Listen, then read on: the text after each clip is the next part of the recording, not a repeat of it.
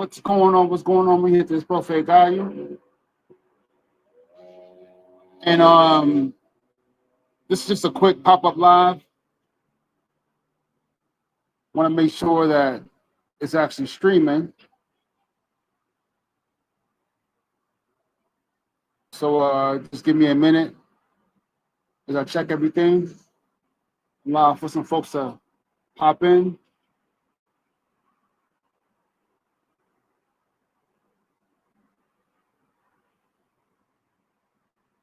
All right, give me a sec.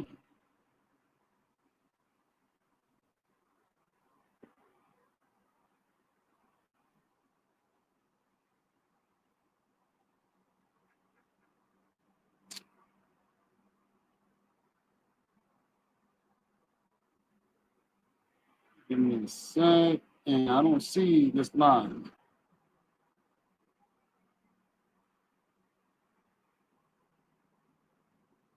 How's the audio? Is the audio good?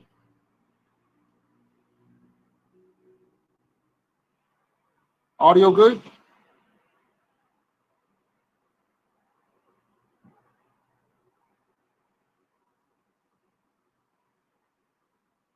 All right, forget it. Well, I'll just keep going. I did not get a notification. Audio's good? All right, cool, good. What's up, IBE? What's good? Look, so real quick, in this video, I just want to go over some of the concerns that a lot of folks have here, living here in Mexico. Now, Mexico has this reputation of being a country with a lot of crime, right? True, but I think it's not as bad as folks are hyping it up to be, right? I mean, of course, you have the cartels, so people always focus on the cartels. People always focus on the drug trade and kidnappings and all this type of stuff. Yeah, that stuff happens, but it really isn't as big as a lot of folks making it out to be. Now, even if you look at the Mexican news here, you'll find that a lot of the news organizations, a lot of news networks, they will focus on crime because that's what gets views. But in reality, crime is pretty low for much of the country. Pretty low. I live here in Puebla. Every once in a while, you'll find some stuff going on. And when stuff happens, like a shooting or whatever the case may be, folks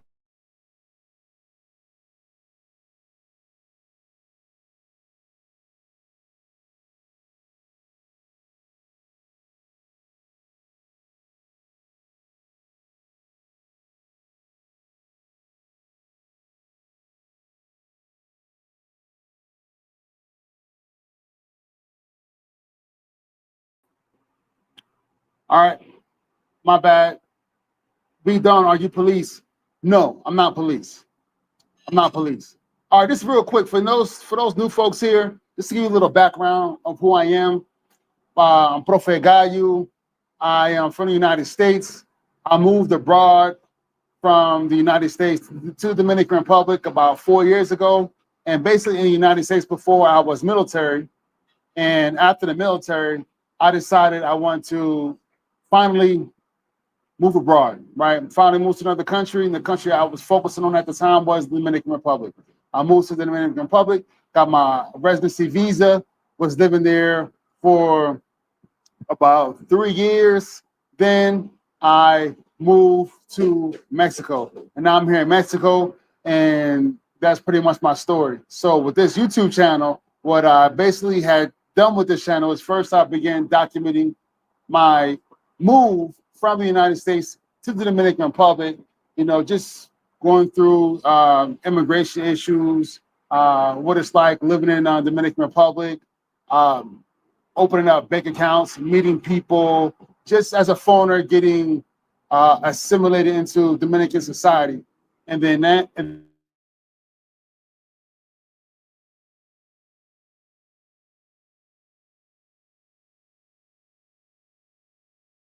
of content on Mexico, but I've been pretty much doing the same thing. So I'm not police, but what I'm hearing a lot here across the social media is that there is some huge issue with crime in Mexico, and there is. I mean, there is some parts of Mexico where, especially out there, recently you've been hearing a lot what's been going on in Mazatlan and in that region, some other regions here in Mexico. But for the places that most foreigners move to, places I'm talking about like Ciudad de Mexico, Monterrey, the Yucatan, not so much central, not so much Puebla, but definitely in central Mexico, like Querétaro and San Miguel. You don't have the crime that you would find in a lot of other cities, big cities in the United States, or even some other parts of Mexico, like definitely towards the border. But it's just that I think there's so much fear mongering going on that in some weird way, it seems that it's influencing folks not to consider to live in Mexico or not consider to visit Mexico because of that. And me, I want to definitely discourage folks from pay attention, but don't think that that is the entire Mexico. Mexico is a beautiful country, a lot of beautiful people, a lot of beautiful culture, a lot of things to do, a lot of great things to see. It's definitely, you can move in here, even if you're here just to visit, it's cool. But if you're thinking about moving here, the quality of life is good, at least for a foreigner. Now, as a Mexican, they may have a different perspective on that, and I would understand. But coming from the United States and moving to Mexico is definitely a better quality of life that you will have here in Mexico. But just visiting, there's just so much to do, so much to see. And honestly, it's crime. It's here, but it's not as big as folks are making it out to see. What do you think? IBE, are you in Mexico or be done? Are you in Mexico?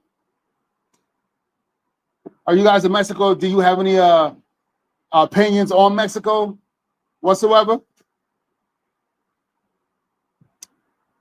Yeah, but I really wanted to start the video with that about Mexico because, I mean, it really is a relatively safe country for the most part, despite what you hear on the news or what you see a lot on social media.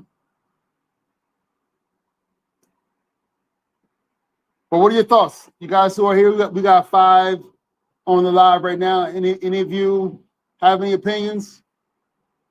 There's a lot of gang violence. Of course, there's a lot of gang violence here, but it's concentrated in those particular communities, right? So, Luke, I don't know where you're from, but if you're from the United States, for example, and if you would say, hey, the United States has a huge problem with gang violence, that may be true, right? But particularly true in those areas where gangs operate, right? And that's sort of the same issue here in Mexico. Yes, people always refer to the cartels, but those are bigger organizations that do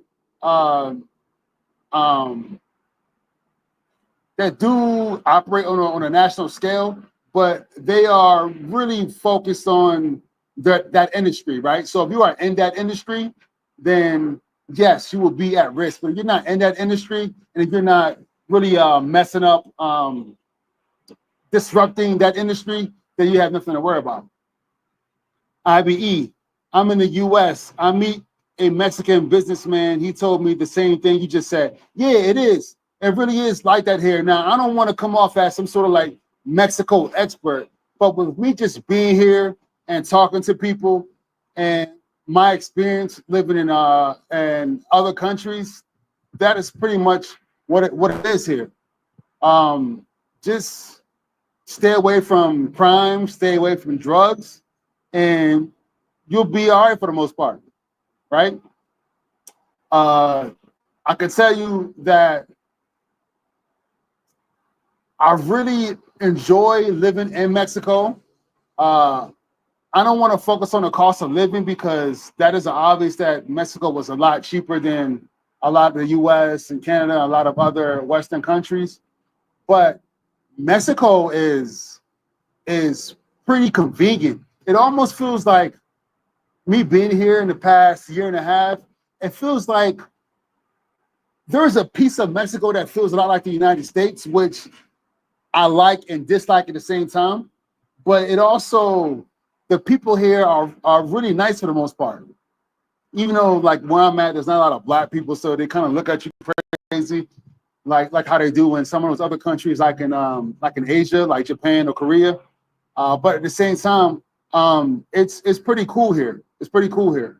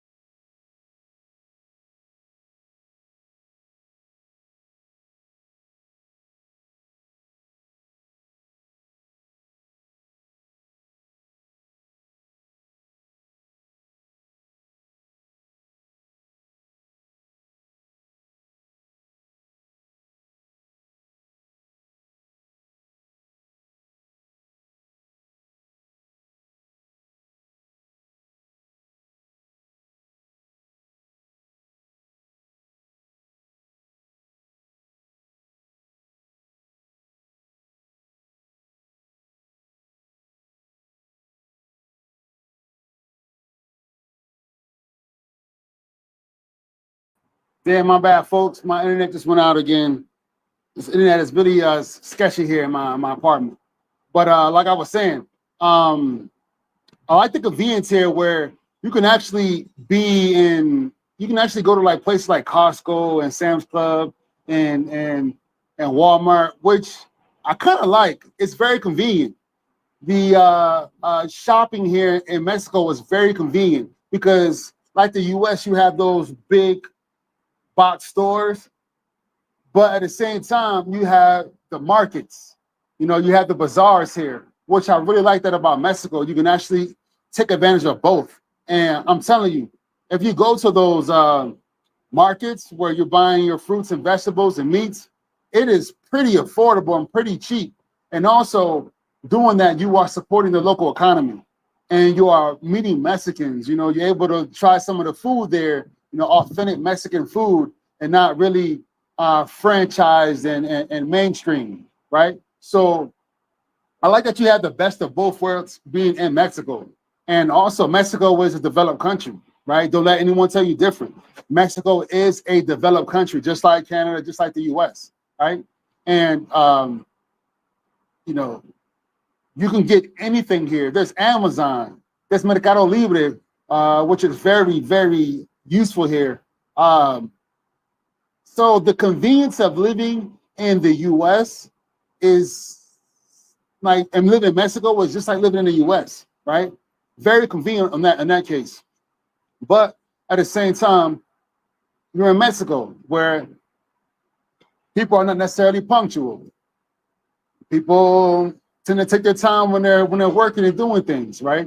The Mexican work schedule here is brutal. They work, for the most part, they work 40 hours a week. So that's 8 hours Monday through Saturday, which means only Sunday off. So it is pretty brutal here as far as the workforce goes. Like, Mexicans are hard workers. I'm telling you, they're hard workers, but at the same time, they take their time. Not everyone, but a lot of industries is like that. But yeah, Mexico will be very convenient. And also find the immigration process here in Mexico is very straightforward. Now, for those of you who are like myself, who move here, either you have retirement income or you have some sort of a remote job, the requirements, the income requirements to immigrate to Mexico has been going up a lot every year, and it's definitely affected the way folks immigrate to the country. And in that case, but there's other ways to immigrate to the country where if you don't meet those income requirements, and I'll make a totally different video on that. But Mexico is nice, and a lot of folks tend to sleep on Mexico, tend to forget about Mexico and all the good things that the country has to offer. But as you can see, I don't know how to do this, but I will turn my camera around to see if I can show you all. No, I can't.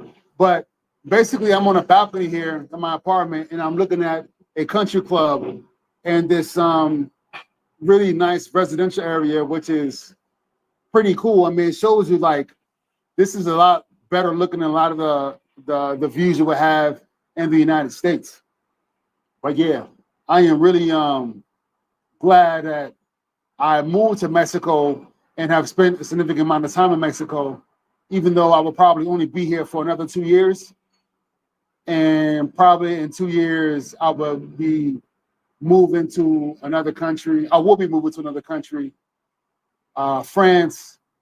Probably spent half the year in France and half the year in South American countries. Still haven't decided which South American country yet, but I'm definitely going to be doing that. Probably between Brazil and Argentina, but we'll see what happens. But yeah. And do any of you have any questions about Mexico before I move on to the next topic I'm going to talk about? Anything on Mexico with crime or anything? Just living in Mexico in general? Any questions? Yeah. All right. So yeah, but just to wrap it up with Mexico, Mexico is a dope country. I recommend it. A lot of folks, when they're looking to visit other countries, they forget about Mexico. When they're looking to move abroad, they forget about Mexico. And definitely put Mexico on your list if you are looking to leave the Canada or leave the United States or some of these other Western countries to have a better life for yourself or your family. Now, I want to jump into something different. Now, I've been in Mexico for about 1.5 years. Like I just said, I will likely be here for another 2 years, maybe 2.5 years. And after that, I'm ghost. France is definitely going to be on that list. So between now and maybe 2 years, I'll be doing some research on that immigration process to France. If any of you have gone through that immigration process to France, let me know. I'm curious to hear your thoughts on and your experiences. But because I know that's going to happen, I'm really focused on which South American country I'm going to split my time in throughout the year. Because at this point, I am in Mexico pretty much the entire year, right? Where I may take maybe 2 trips to the Dominican Republic, maybe 1 trip a year or 2 trips a year to the US. So, and maybe I go to France once a year or so. But apart from that, that's pretty much it. I'm here in Mexico the whole year. And this stint in Mexico will be the last time I actually spend the majority of the year in one country. After this, it's going to be maybe like 6 months here, 5 months there, 7 months there, 4 months there. That's going to be the next move because of my lifestyle, because I have family in other countries. That just is the way things will work out for me. So technically, at this point, I am a resident I'm a permanent resident here in Mexico. I'm a temporary resident in Dominican Republic, but that's going to be changed within this year. That will change. And I'm currently still a temporary resident in Ecuador, but that's going to expire, and I'm not going to renew that. And I spent the whole year outside the U.S. So even though I'm a U.S. citizen, I spend hardly any time in the U.S. If I spend any time in the U.S., I'm talking about maybe a week at the most each year, right? Just not feeling the U.S., not feeling it at all. Every time I go there, it doesn't feel like home. You know, it just feels like there's always like a lot of tension with not so much that immigration gives me a problem, but the tension within like people, with like the political tension that's going on there. You know, the cost, the inflation out there is ridiculous right now in the U.S. So I go out there, I go see family for a little while, and peace, I'm out, right? But when I go to DR, I definitely spend a lot of time at DR, right? I'll spend my 2 weeks here, 2 weeks there, a month maybe. I like the DR. I like going back to DR. I'm going back in December, and I'm excited. However, DR is my base, I would say, for the near future. However, I'm going to be spending most of my time outside of DR, which will be right now is Mexico. In the future, that will be France and some other South American countries. So it's a really, really dope. If you can swing it, I highly recommend. If you can swing living abroad, I highly recommend you pick a variety of places, right? Spend some of the time here, some of the time there, because I'm telling you, this world is huge. Each country has different things to offer. And if you can do it, I recommend just take advantage of every country and what they can offer. You know, split your time up. I mean, if you're looking at Mexico and DR, they don't, to have the residency for those different countries, you're not required to be in country for any amount of time, right? I mean, here in Mexico, the permanent residency visa is permanent, it's indefinite. There is no expiration. So you can literally be here once a year or not at all, right? There is no requirement you have to be on Mexican soil. However, I've heard mixed things that we have to come into the country at least every 5 years or so, but it's indefinite. Now for DR, you have to, if you have a temporary residency, you have to renew that every year. So you actually have to come back to the country at least once a year to renew your residency. But if you're a permanent resident in DR, I think that's every 5 years, right? But I highly recommend that in DR, and Mexico too, if you are eligible for naturalization, do it, because if you can get a second passport and always have that passport, it can open up a lot of opportunities for the future. And even though I don't plan on being here long enough to get my Mexican passport, I have permanent residency and that doesn't expire. And that's enough for me. But for DR, at some point, I'd like to have Dominican citizenship, right? And at this point, I am eligible for naturalization in DR, so I plan on going through that process at some point. But enough about that. So I really like to know if you guys have any. You got 20 people in the chat. I'd really like to know if any of you have any favorites, like any countries of your liking in South America that you would recommend to me, right? Like I said, I've been to not every country in South America, but I've been to almost every country in South America, and I'd really like to know which country you all would recommend to spend a long period of time in, or actually move to, right? For those who don't know, I've actually lived in Peru for almost 3 years. I am a returned Peace Corps volunteer. So when I finished college, I joined the Peace Corps, and the Peace Corps sent me to Peru. So I was living in Peru, and I was living in a village in Peru, which was a good experience. Definitely, it took a lot of effort to adapt and to live in that sort of environment. And now that I'm older, I would not want to go back to that particular village to live, right? I'm more of a city slicker, or I like my conveniences. I'll just say that.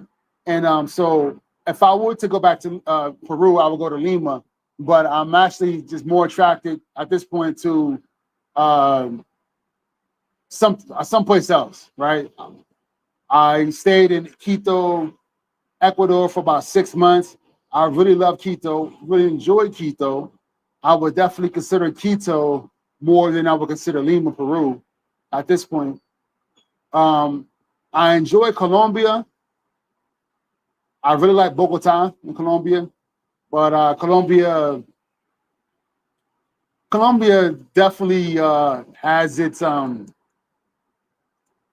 how should I say? I don't really like the options to immigrate there, right?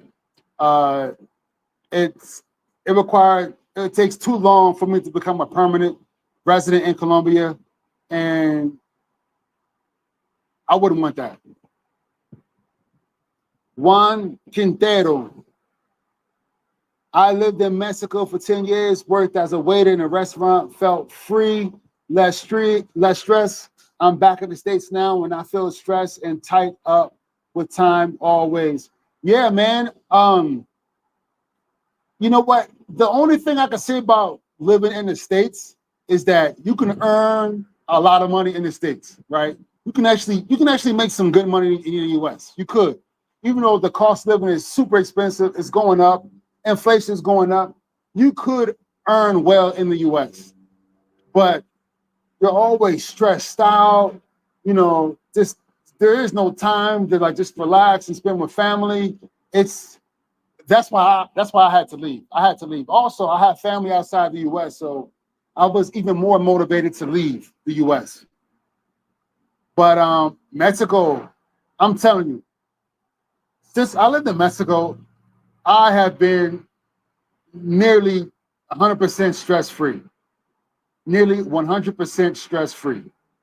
It's been the only really pet peeves I've had in Mexico with like the institutions here where,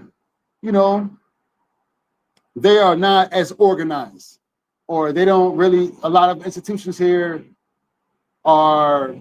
they're not organized, and you have to, they don't work as smoothly as I've seen maybe experience in the US, for example. But the people here, I mean, they have a relaxed attitude. Even in a bigger city like that I live in Puebla, they do have a relaxed attitude. So, I mean, I can see that one. I can see how you could live a lot more stress-free here in Mexico, but the money's in the US. The money is in the US. Juan Quintero, very true, my friend, and jobs are not secured. Now more than ever, so easily you can be on the street in a heartbeat. Salute. Yeah, I've heard that's why homelessness is going up in the US. Homelessness is going up in the US because a lot of folks cannot afford. They are one paycheck or two paychecks away from being on the street. That's fact. It's super expensive there. And also in the US, there are very maybe there are some, maybe it depends on the state, but in some places there are just very few safety net. Like if you were to lose your job, you could be on the street, no doubt. And who wants to deal with that stress? Especially with the stress that you're already dealing with on the day-to-day basis there in the US. I know I don't. I didn't. That's why when I was on active duty, I was already making my exit plan, right? The only hiccup I had with the exit plan was COVID, but I still made it happen, and it worked out pretty well. But definitely, if you're in the US and you're dealing with all that stress and you feel like you would love to live abroad or love to live in a different country where you can get some of that stress relief and live a more peaceful lifestyle with tranquility and nice people and sunshine, I highly recommend you go ahead and start putting your plan in motion to make it happen. Because you can do it. I did it. Many others have done it. You can do it. You can do it. And I'll say this. Am I more, do I have a more peaceful lifestyle, a more stress-free lifestyle living in Mexico than I did in Dominican Republic? I would say yes and no, because I said they're both are at the same level, Dominican Republic and Mexico. The difference is Mexico has more conveniences, and I like conveniences. But DR, the people are definitely more lively, more alegre. You know, the people are a little nicer than Mexico. Even though people here in Mexico are nice, they're a little nicer in DR. But Mexico has the conveniences. Like the DR cannot compete to Mexico and its conveniences. I'll tell you that. But I love my life here in Mexico. I cannot complain whatsoever. Cannot complain. I definitely would rather be in Mexico City than in Puebla. And next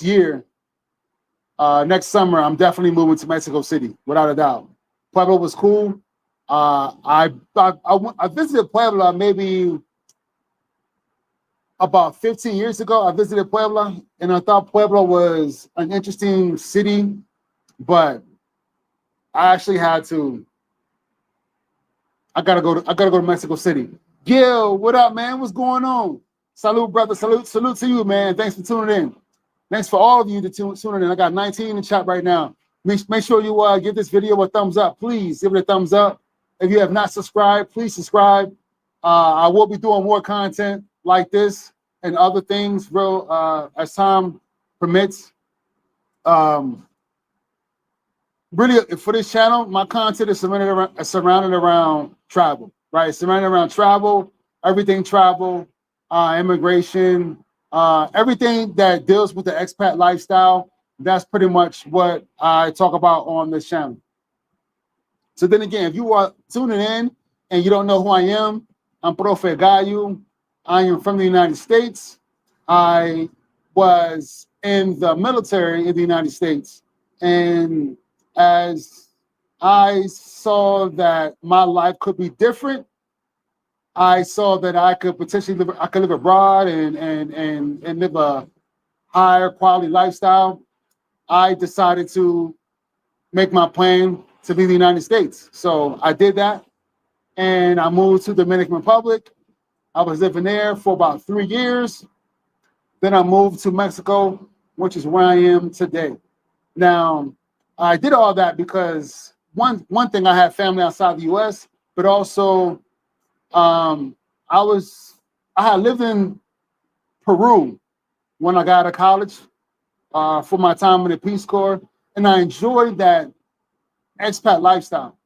And now, as I was working, I always wanted to move abroad, but how can I make it happen? I didn't know how to do it. I didn't know how I could make it happen. It was just, I was trying to figure it out. And then I was watching YouTube, and I began watching other folks who have done it.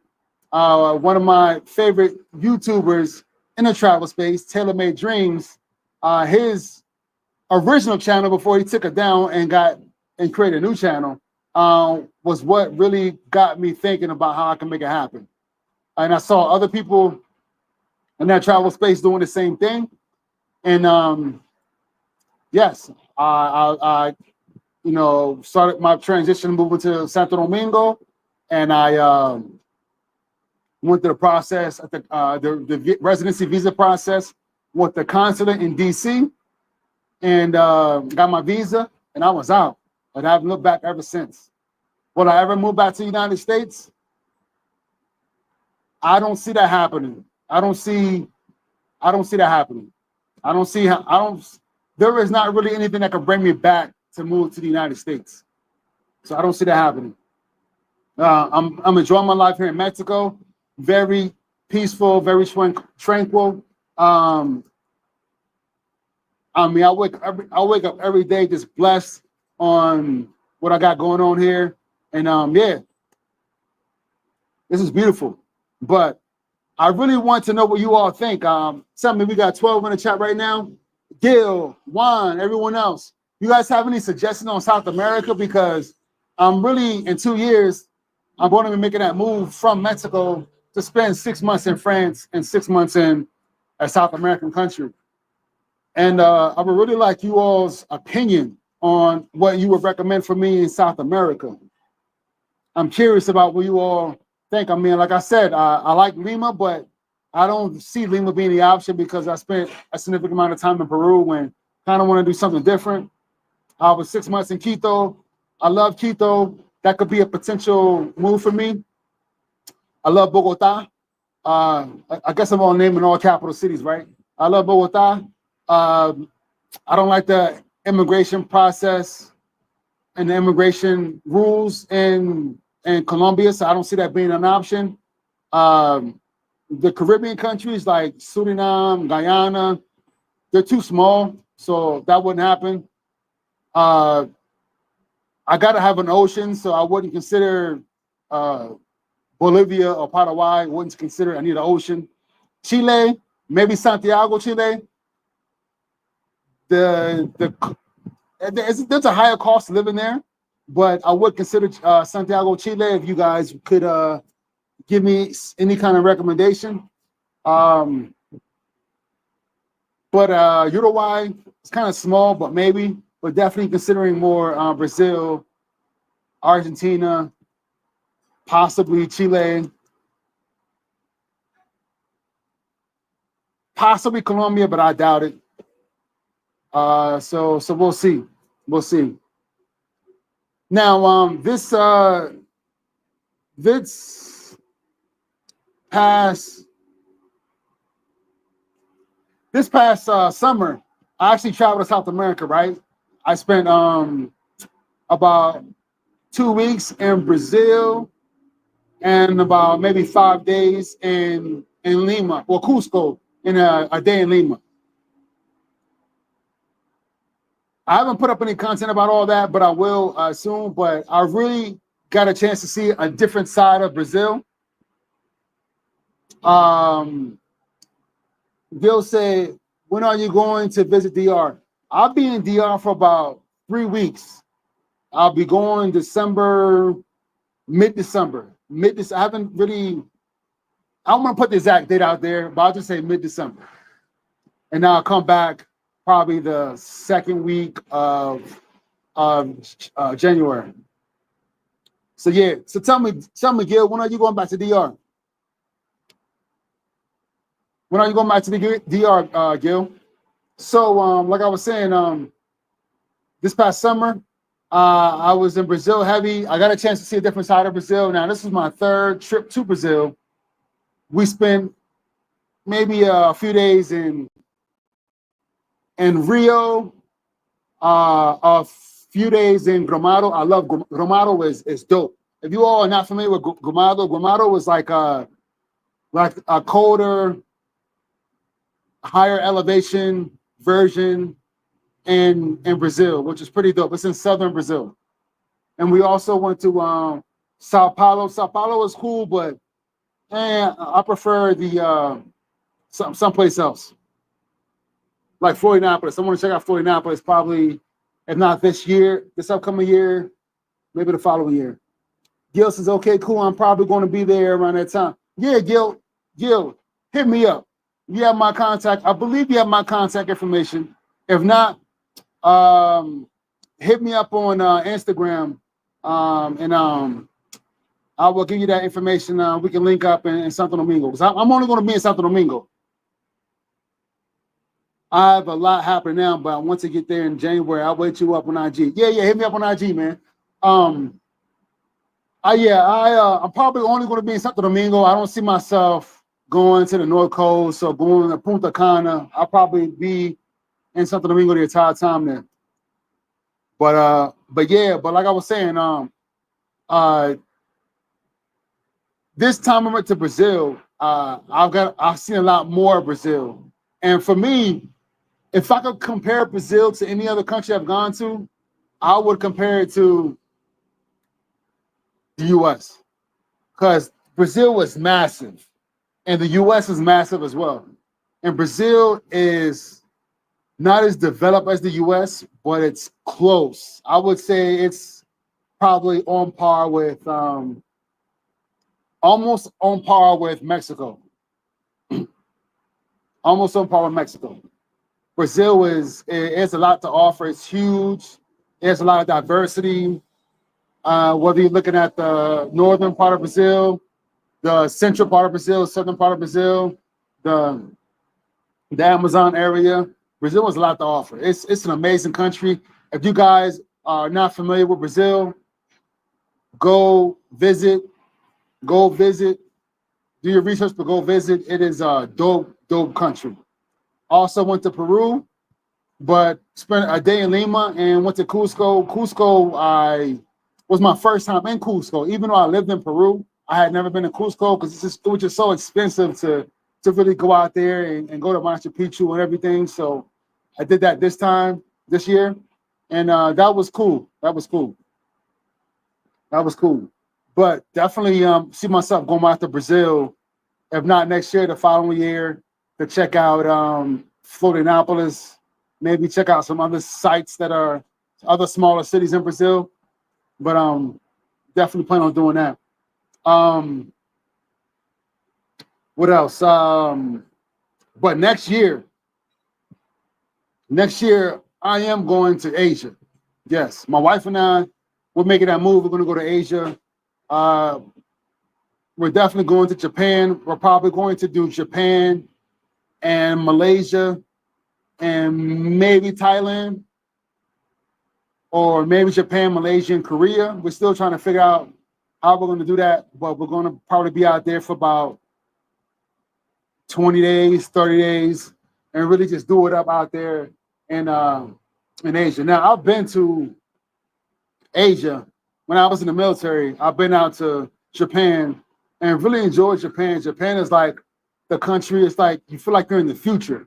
Japan is just so clean and so neat and in order. And I mean, one thing when I was in Japan, I never saw a hoopty in Japan. You would never see a hoopty in Japan. And for those who are asking, what is a hoopty? A hoopty is a raggedy car. It is an old raggedy car, right? You will not see that in Japan. You will not. Everything is modern, neat, clean, organized. I mean, if I dropped a piece of gum on the ground, I would probably pick it up and eat it and chew it because Japan is that clean. Korea is not on Japan's level, but it's close to it.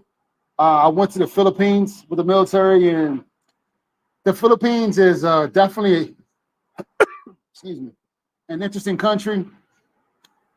I would recommend it. Definitely, if you're out there, go hang out. Even though it's more expensive, go hang out a bit.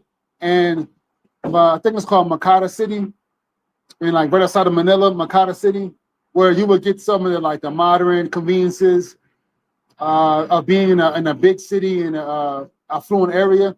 But after that, I would definitely recommend going to one of the smaller cities in the Philippines to get a more local feel. So yeah, the Philippines is dope. But I probably will not be going back to the Philippines this next trip to Asia, but definitely Japan, spending a lot more time in Japan. Malaysia seems dope. I mean, every time I watch a YouTuber go out to Malaysia, it just seems like an amazing experience. So I'm definitely going to do Malaysia and Japan, Malaysia, Thailand. Everyone seems to go to Thailand. I've never been, so I want to see what all the hype is, and probably do that in Korea as well.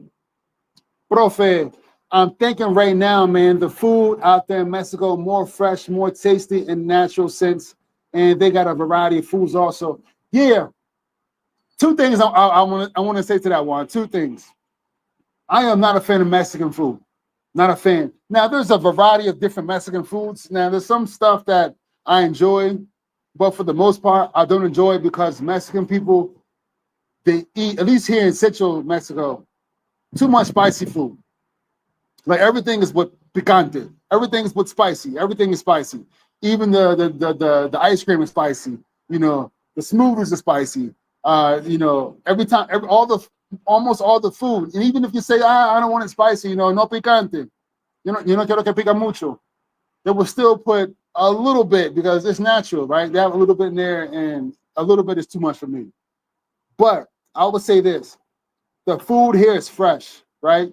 I go to the market and I get a lot of my fresh foods.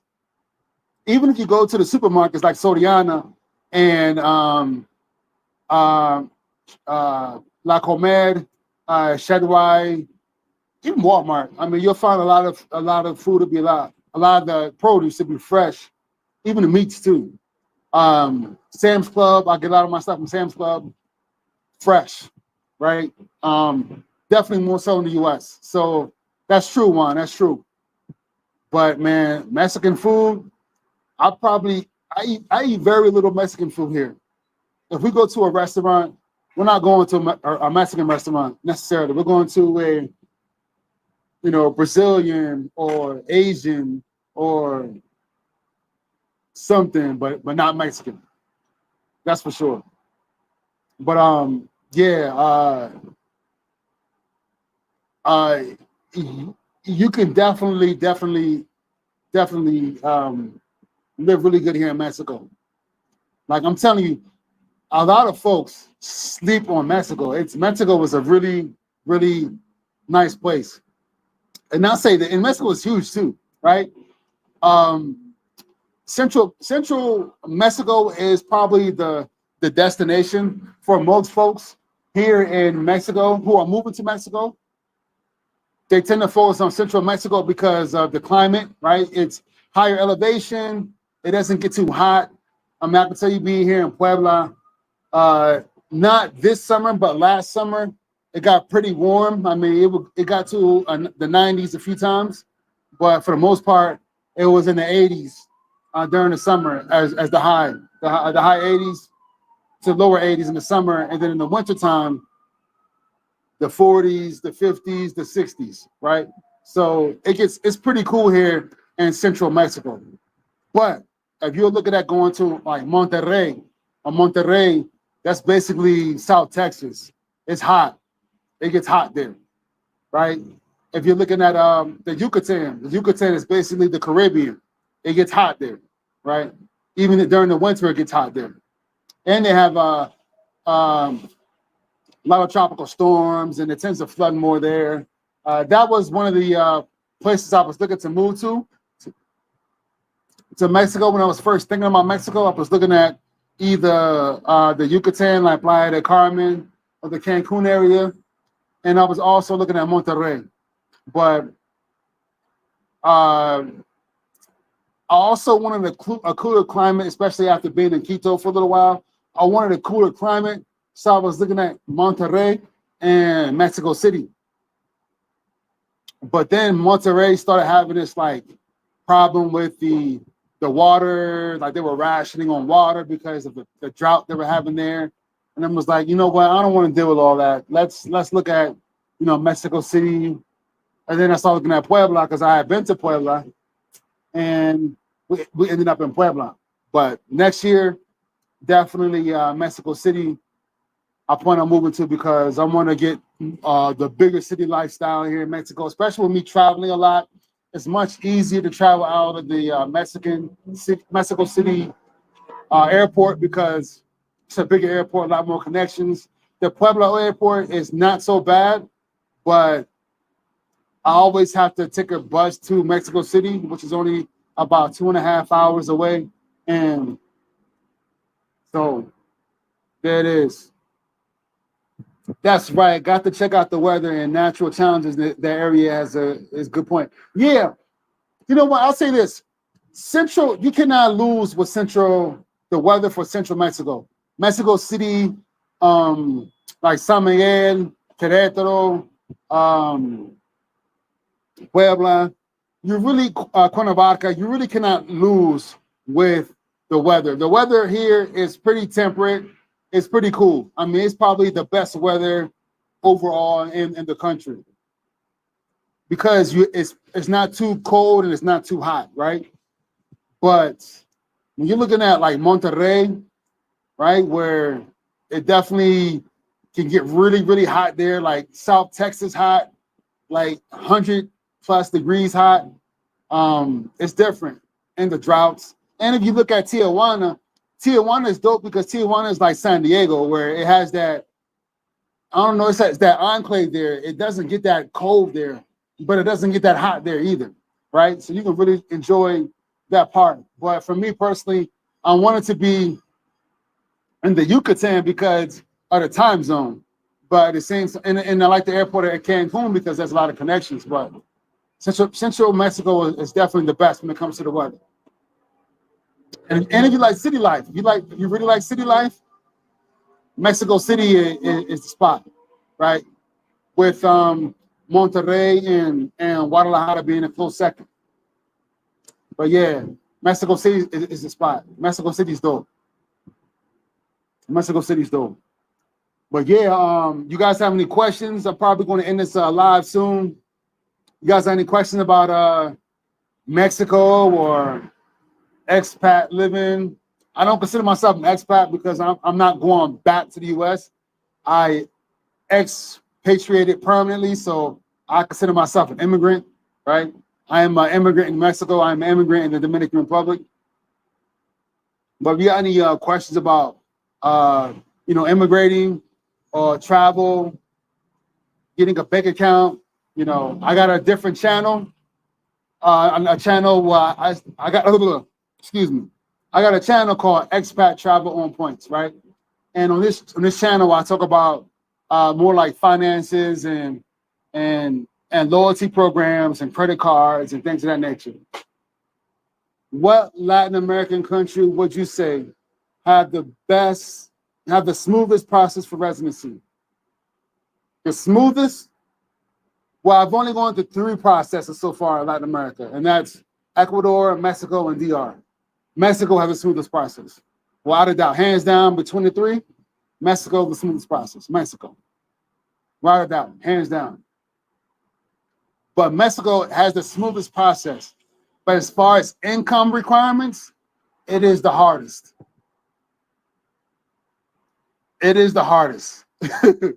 Mexico is the hardest because, I think when I went through the process, the McAllen Consulate was one of the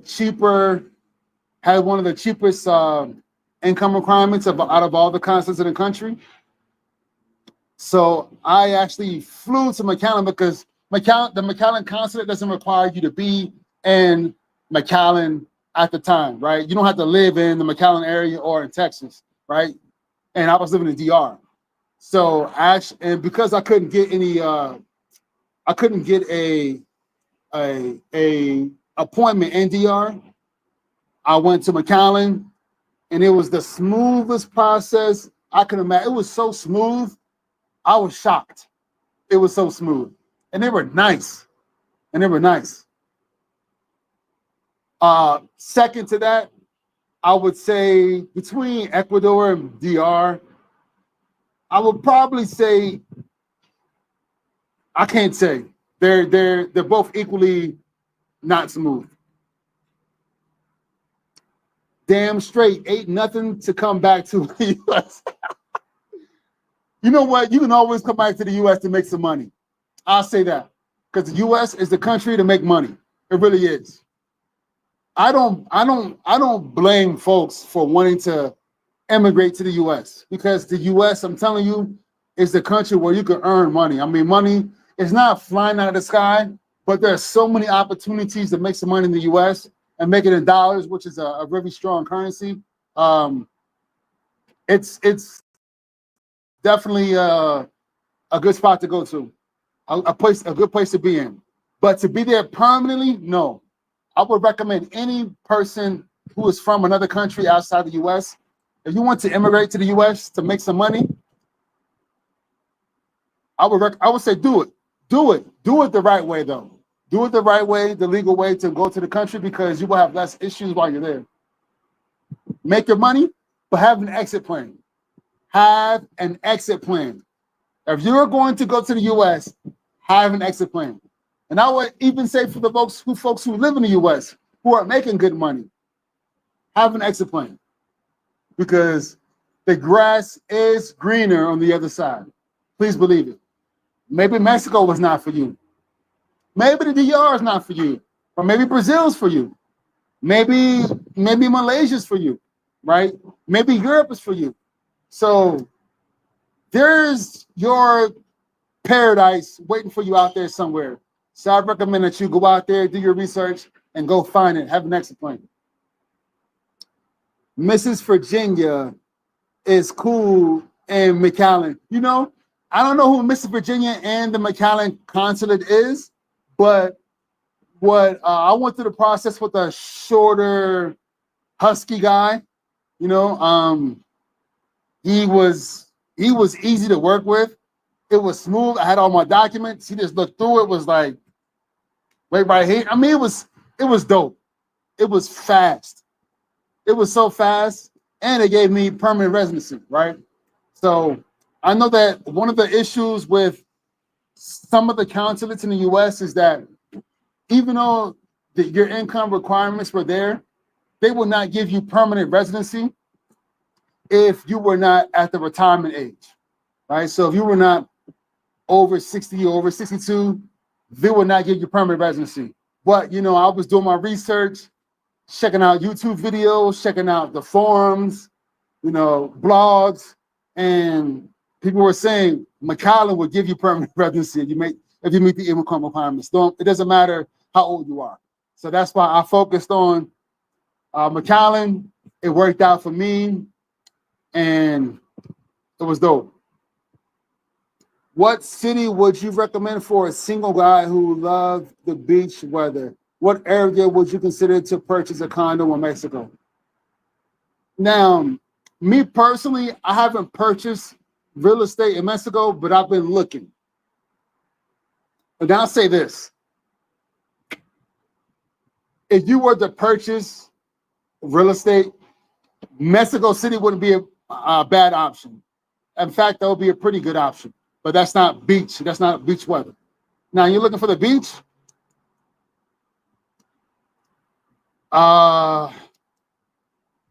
There is a strong real estate market out there in the Yucatan, but I don't know, IBE, I don't know if you are a Mexican citizen, but only Mexican citizens can buy a condo within a certain distance. Only Mexican citizens can buy real estate within a certain distance from the beach, right? I don't know if it's like 100 kilometers, 150 kilometers, something like that. So only Mexican citizens can buy within that range. But the workaround is you can have I think you call it like a business or something, where that business can purchase. But forget that. I mean, I'd rather own something personally. So as far as if you are a Mexican citizen, I would recommend you look at the Yucatan, you know, places like places where you see like a lot of real estate being bought, right? The Yucatan or Baja California. I would look at Baja California, but I could see things being more pricier in Baja California and places like Tijuana. And I would also consider maybe people tend to buy a lot in Puerto Vallarta. So I would look at that as well. And I will also do some research on some smaller cities that's on the beach. But the thing about that is people may not be buying in those areas much. So you may not have, it may not be worth it at this point. So I would say do your research. Yeah, Baja is oversaturated. You're right. A lot of people are buying there. So the good thing is, if they're buying, then you know that at some day you want to sell, you can sell yours. Marla Richardson, she is the only woman there that processed the residency in that consulate office now. Oh, now, okay. And she wants good people to be part of Mexico. Yeah, you know, I think the fact that because I spoke Spanish, and so that maybe that's the reason why it was so smooth, because he was like, yo, this dude speaks Spanish. This dude earns enough. Like, yeah, I don't even think he asked me why Mexico. I think the fact that I spoke Spanish, it kind of gave the assumption that it would be no problem for me to integrate into Mexican society. That's why it was so smooth for me. I don't know. But when I traveled on that visa to Mexico at the Mexico City airport, the immigration officer was asking me a lot of questions, right? I think more so because she was curious, right? Oh, permanent residency. Oh, why are you moving to Mexico? You know, where are you going? You know, why? What do you do for a living? You know, she was asking me all this stuff that I didn't necessarily get from the consulate, but I think it was more so for curiosity, because at least it felt that way to me. But yeah, that is a concern for folks. They want to give folks the residency here in Mexico for folks who actually want to be a part of Mexican society. Even if you don't speak Spanish, if you like show them, yeah, I want to move here because of this, because of that, like if you've done your research, that's what they really want to see. Most definitely. Marla Richardson, Baja is overly saturated. It is, but people are buying there. I can tell you that. So there is movement in the market. And that's it. Sometimes some folks don't want to buy where a lot of real estate is being bought. That's why I would say it'd be good to focus on some of those smaller, unknown beach cities or beach towns in Mexico. But the issue is maybe you don't want to go there because they're not really that developed yet, or they're harder to get to, or it just depends. What is the rate between the US dollar and the Mexican peso? Right now it's almost 20, if not 20. So when I say 20, I mean 20 pesos to $1. Before, maybe in 2022, that was the exchange rate, roughly 20 pesos to $1. Then I've seen it go all the way down to 15 pesos to $1. And now it's back up to roughly 20 pesos to $1, which is good. So your dollar is going further here. But that could also mean too that prices could be going up a little bit here in Mexico. So what you will get your bottled water for, 10 pesos before, now it may be 15 pesos. So there it is. But let me get some water really quick.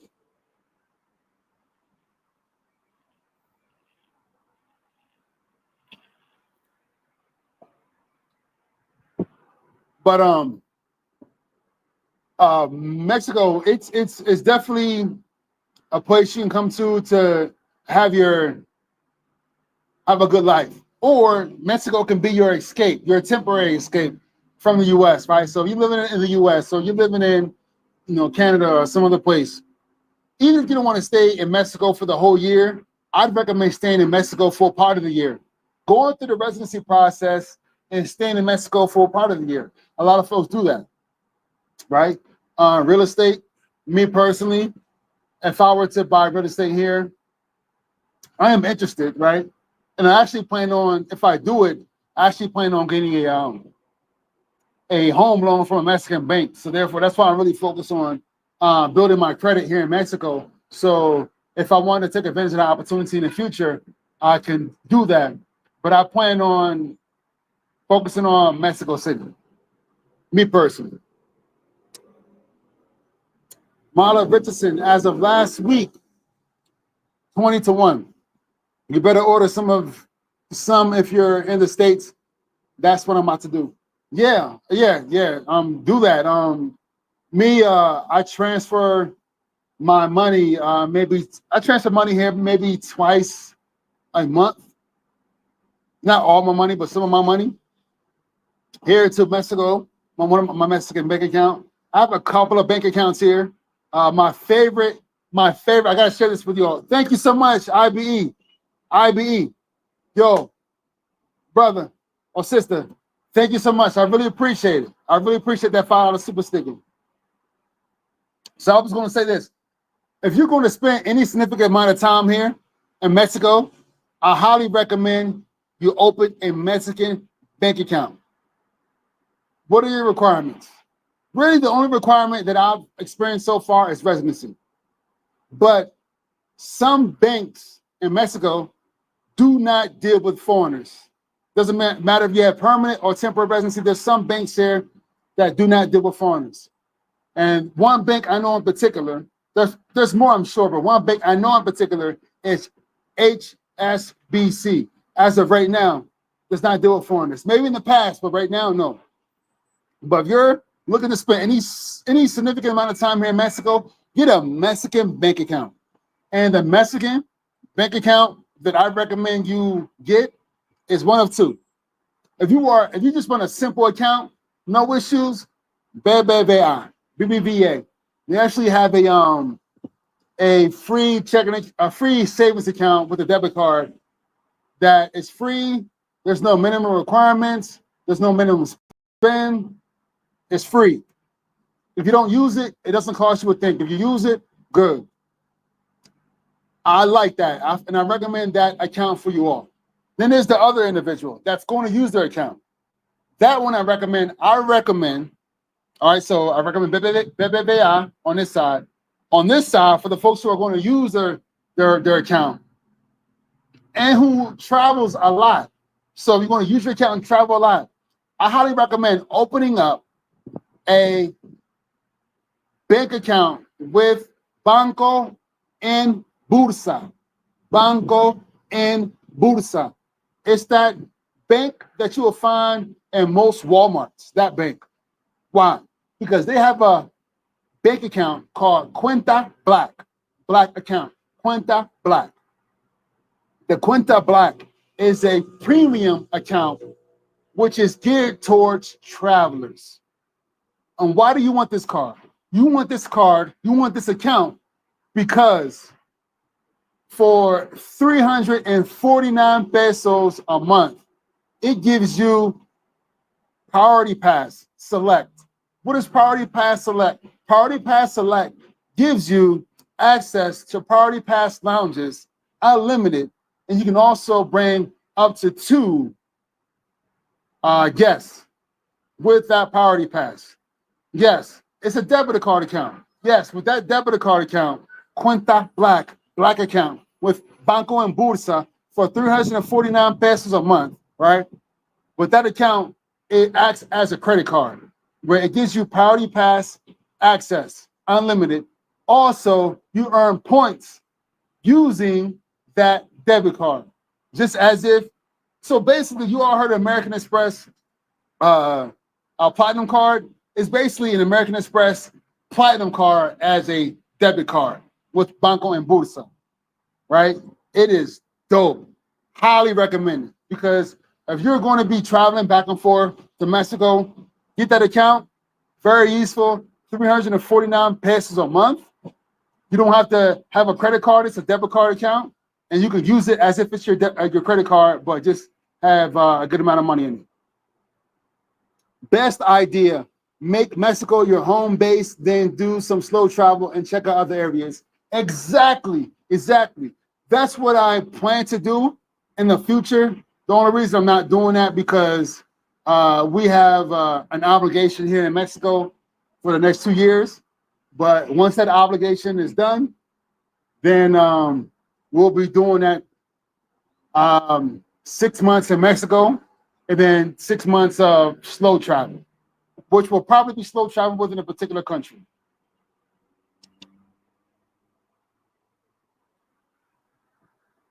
Marla Richardson, There are few, well, at least one that will open account for you without residency. You can get a tourist visa. I can get the name of that in a minute. Yeah, I think I know what you're referring to. You're referring to, it's right there. It's called, it's right there. Right there. It's called Intercam, Banco Intercam. Now, Intercam, from what I hear, it's not really a bank, so it doesn't fall under the banking regulations here in Mexico. It's more so a financial services institution. So, but yes, I heard you can do that, you know, with your tourist visa, your, what is it called, the FMM, and your passport. You can open an account there. And because of that, I assume you can move money around, but not really too sure on how that works. Because I live here, I need to have an actual bank, and that is working out very well for me. Black Superman, tell me about Baja. All right, this is what I know about Baja. I've never been to Baja. I scratch that. I've been to like the border town, which is like between I guess you can call that Tijuana, but just crossing over from San Diego to there, that's it. That's the only part of Baja that I know. But what I know about Baja, there's Baja California and there's Baja California Sur. Baja California is what you have like Tijuana and that whole Tijuana San Diego metro. Baja California Sur is where you have La Paz and Los Cabos, and it's pretty much all desert there. There it's really hot. Baja California Sur is hot, like all year round is hot. Baja California, we have Tijuana. It's like the weather is more so like San Diego. It's a higher cost of living there. Not as bad as like San Diego, but it's pretty high for Mexican standards. You can, yeah, the weather is cooler for the most part. Baja California Sur weather is unbearable because it gets super hot there. Yeah, that's it. It's the same time zone as California. That's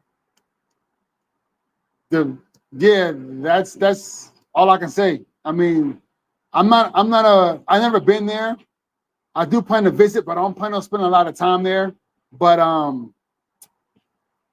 yeah, people live there in Los Cabos and La Paz and Tijuana and enjoy it. Black Superman, how much is the prices where you at? All right, so how much are the prices? So I made a video maybe 4 months ago. About 4 months ago, I recommend you take a look at it when you get a chance. But here, the prices are pretty low. I would compare it to what I compare it to. I can't say, but I'll just give you some numbers. I live in a luxury apartment complex. It's a tower, about 30 floors. I live on the 7th floor. I have a gym, pool, tennis courts, all the things you can imagine I have here. Lounges. There's a lounge in this building at the top, like a sky lounge, as if you're in an airport tower. It's pretty crazy. So for rent, I spend about $1,000 a month. Yeah, elevator, of course, of course. Yeah, you're not doing having a building with 30 floors without at least a few elevators. And this building has 3 elevators. I'm close to. I can walk. I don't have a car, so I walk or Uber where I need to go to, but I can walk to a lot of places. Now I was in an apartment before this, which that was more centrally located, where I hardly ever use the Uber. I walk to go and get my groceries. I can walk to go to the market. I walk to go out eat at a restaurant. Like I said, for rent, where I'm at here, I got a 2-bedroom Well, it's more like a 3-bedroom, 3-bath for $1,000.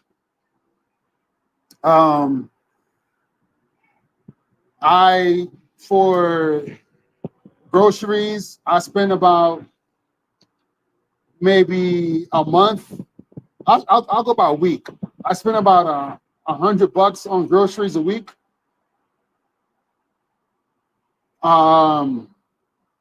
It's pretty.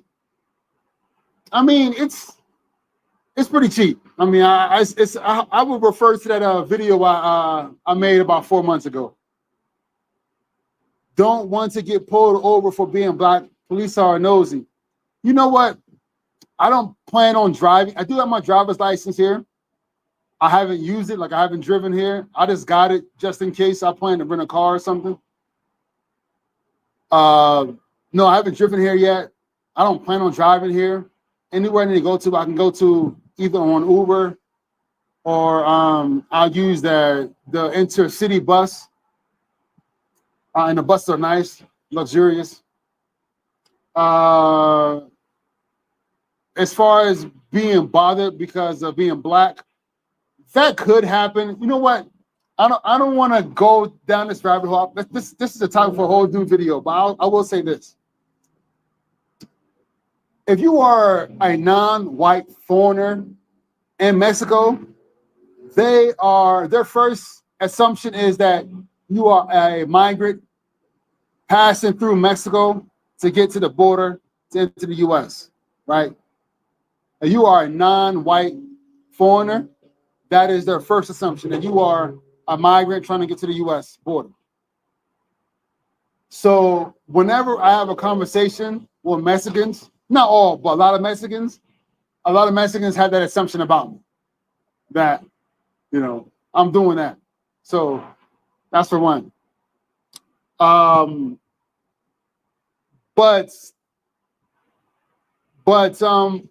police don't bother me. I haven't had any issues with police here. And I think it could be my privilege because I live in a higher income area, and I'm only be honest, I'm only in those areas, right? Because I don't really go anywhere, because I walk in this zone I live in. People know that. I guess people would assume that I live in this area because I'm always around this area, so they don't bother me, right? Police don't bother me. But I've heard of people having that issue with police. Like, police will stop you and talk to you to get your accent, to see, you know, if you're here, you know, legally or not. I've heard of that, but I have not had that experience. That's the price in Tijuana. Well, it depends on what you're getting. I could live in a cheaper area. I mean, I could have gotten a spot that cost a 3-bedroom, 1 bath, which I'm not sharing the bathroom with anyone personally. Well, I don't want to say that I share a bathroom, but I want to have another bathroom in case I have to use the bathroom. I don't like having to fight over the bathroom, right? We got to have a second or third bathroom. But you can get a 3-bedroom or 2-bedroom, 1 bath for in a decent area for $400 a month, $500 a month. You can. Here in Puebla, you can. And I'm not talking about a poor area. I'm talking about a less luxurious area. But look, if I'm going to live in another country, I'm going to live somewhere comfortable, a little luxurious. So I don't mind paying $1,000 a month or more if I have to. Do they have the route taxis for 15? Route taxis. I think you want to say like colectivos, where you have like they'll go like down like a one strip, so you'll jump in like in a shared like taxi. Yeah, they have those. They do. I get in the Uber. I don't like being all like, you know, scrunched up in the bus or scrunched up with. Look, I want to be comfortable, so I have the ability to do that. I'm taking an Uber. And I get earn travel points with on my card with Uber. So I'm taking Uber. Marta Richardson, I was just in Merida 2 weeks ago, and the police was so chill, they ain't bothering nobody unless you have a car wreck. Yeah, and I haven't been in a car wreck, thank God. But I have not had any issue with police other than buenos dias, buenas tardes. That's it. No issue with police whatsoever.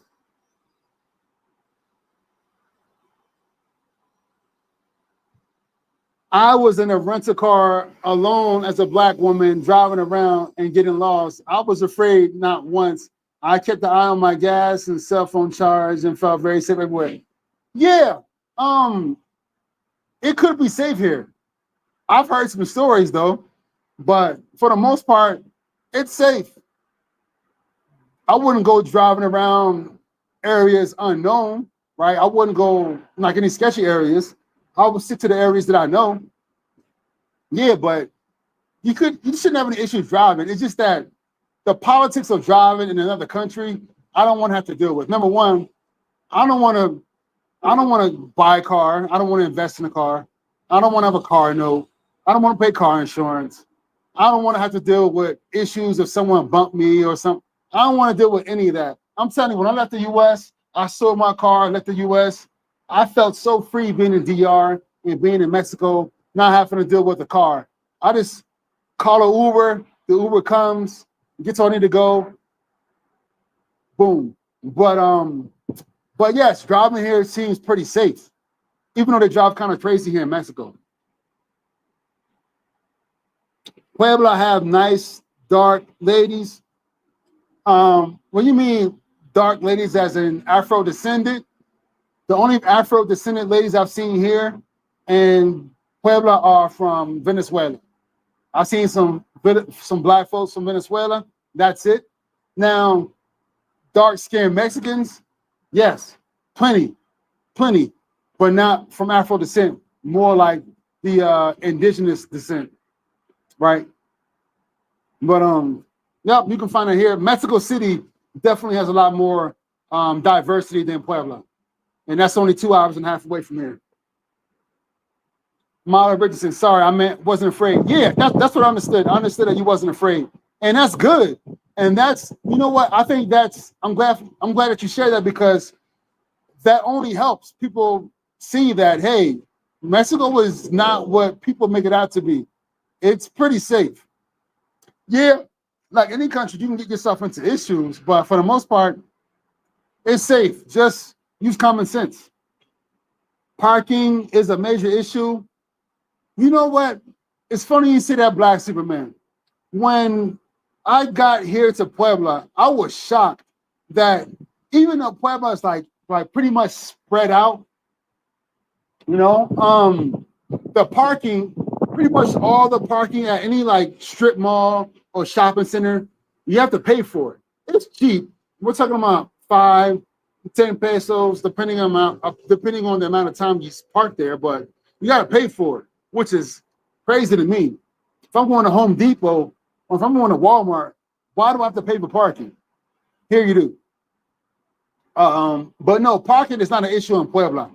Maybe in the center of Puebla, like the what do you call, like the colonial area, the historic area, maybe there.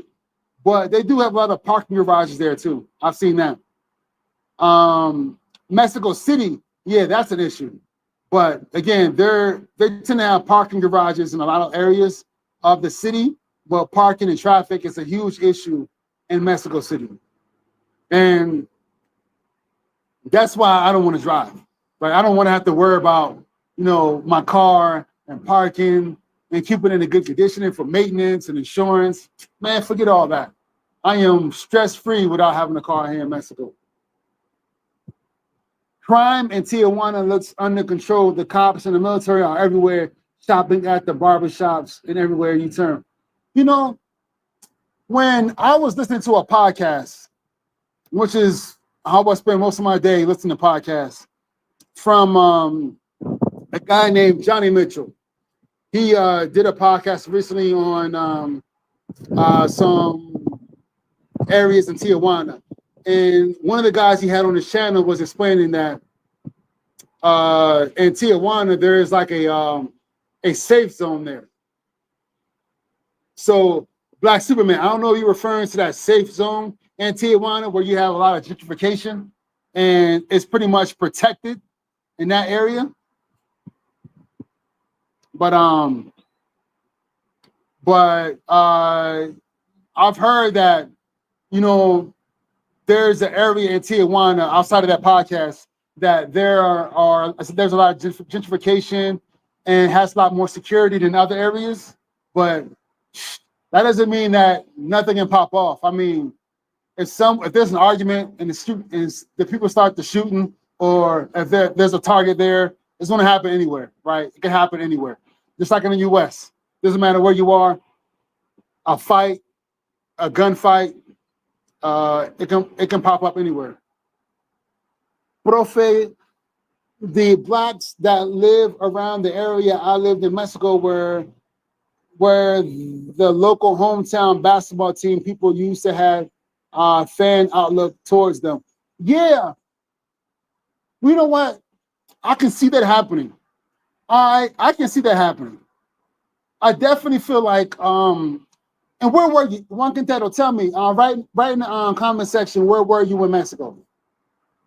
I can definitely tell you that because there is not many Black people here in Puebla, I've been here a year and a half, and I've probably seen 6 Black people. One was an American who was living in an Airbnb in my building, who was just like passing through. And one was Mexican, right? From like, I don't know where in Mexico, but I know he was Mexican. I think he was probably that area in Mexico where there's a lot of Black folks. And the others were Venezuelans and Haitians.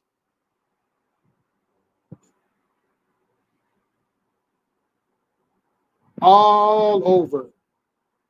I heard that many of the Haitian migrants decided to stay in Mexico and marrying the local Mexican women, your boots on the ground. Is that true or false? That is true.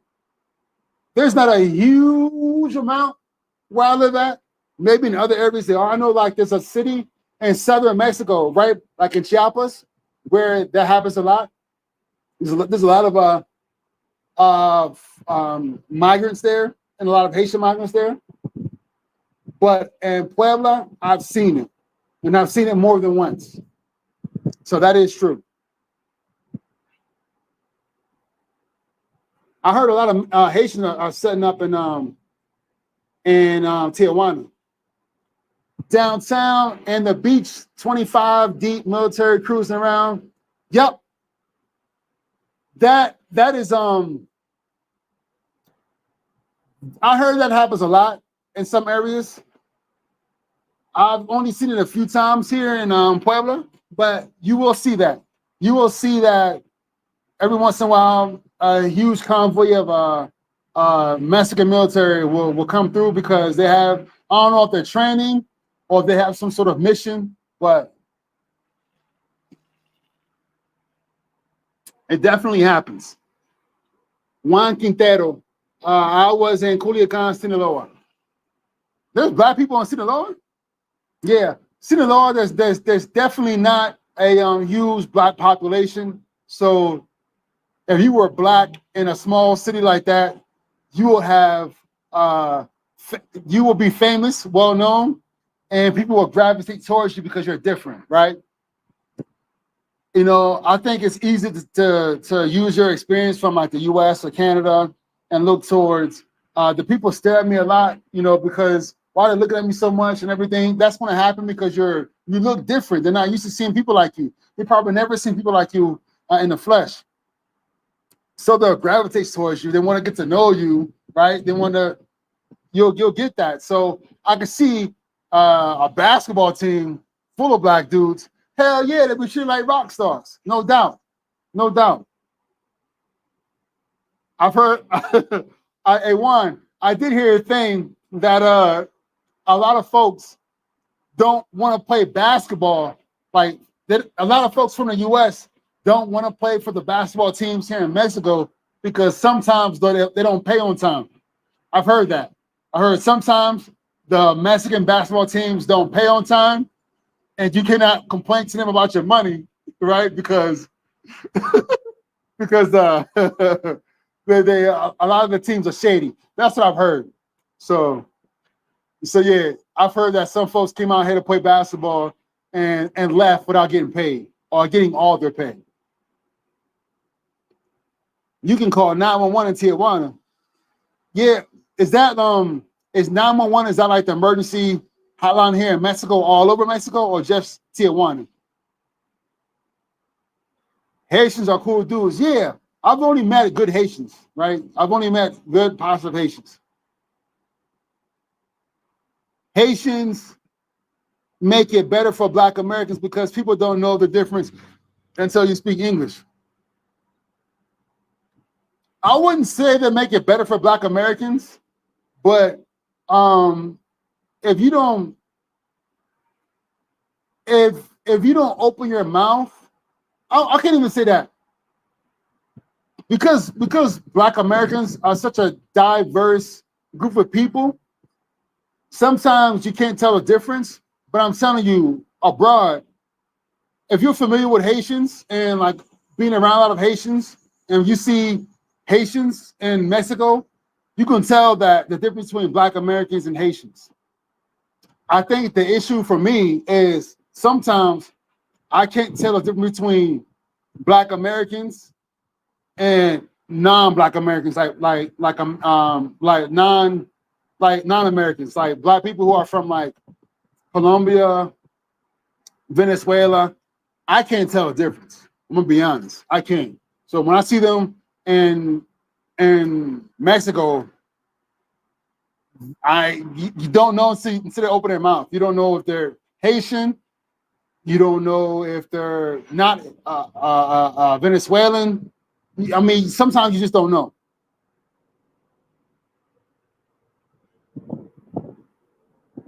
Juan Quintero, they lied on it. That I think that's a general labor situation over there. Yeah.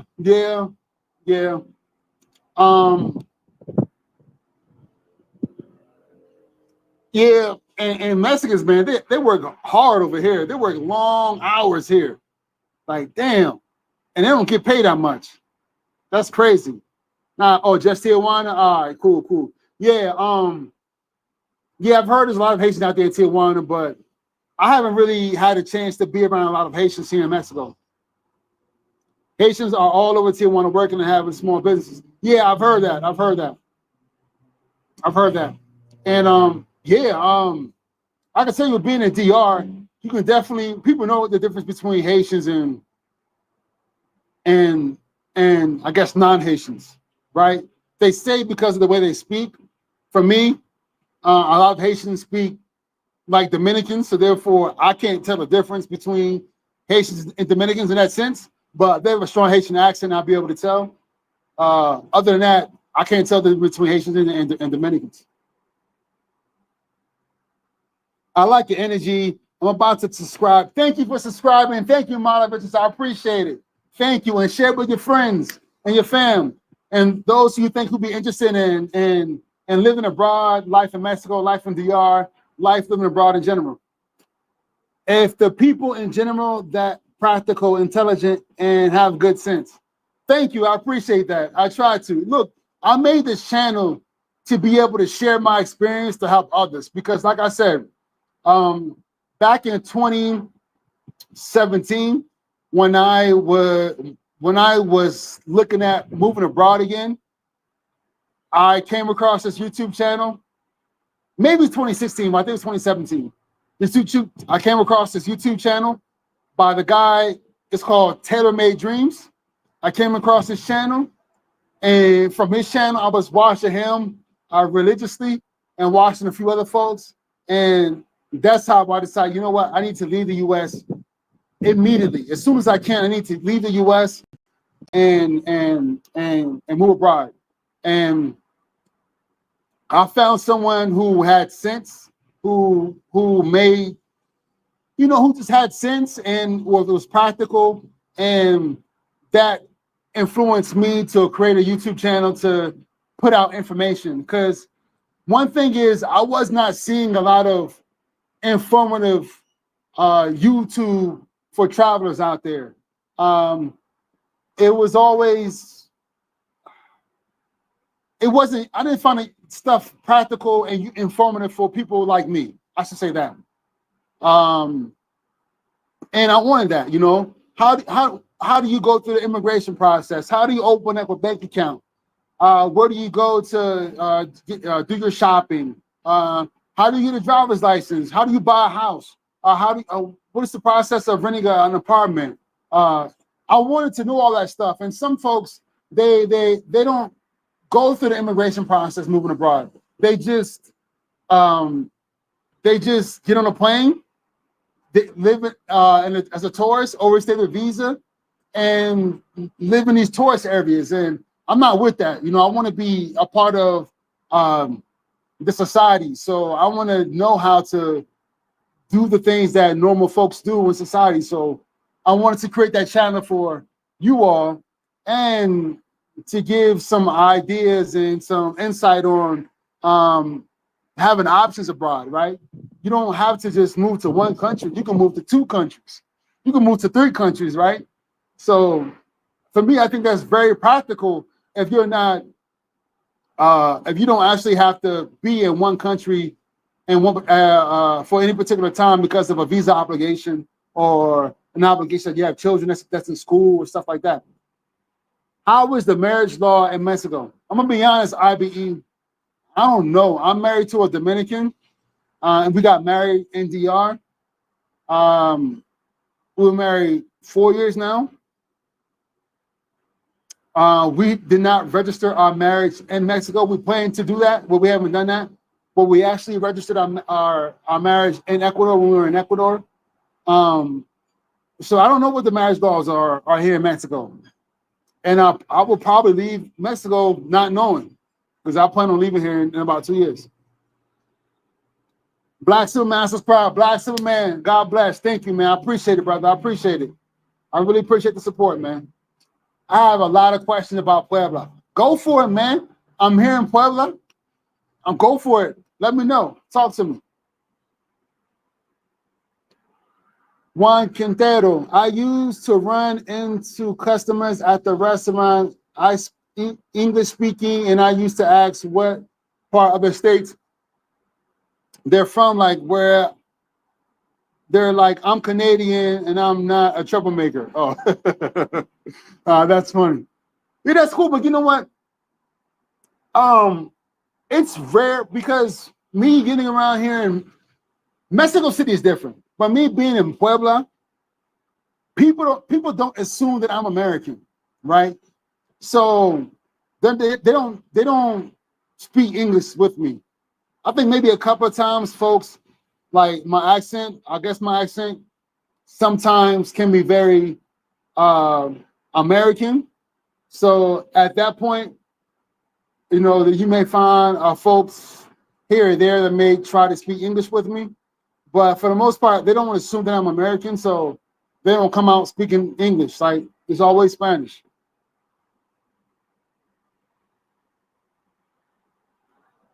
I want to compare it to Playas de Tijuana. Yeah, man, do it. Like, whatever question you have, man, ask away, because I've been in Puebla for 1.5 years. I'm not saying I know everything about Puebla, but I know enough exactly how it's done. Are you near a beach? No, Puebla is 2.5 hours away from Mexico City. We're in central Mexico. The nearest beach is about 3.5 hours, and that is on one side Veracruz, and on the other side Acapulco. Both of them are 3.5 hours away. How much is electricity bill? Mine is under 500 pesos. I'll tell you this, brother. I'll tell you this. And my other apartment, we had a gas stove, and on electricity there, the most I paid in 1 month was about 1,000 pesos. Here, we don't have gas. Everything's electric stove, hot water's electric. Everything's electric in this apartment. And this month, I paid 3,000 pesos. So a big difference. 500 pesos, that's nice.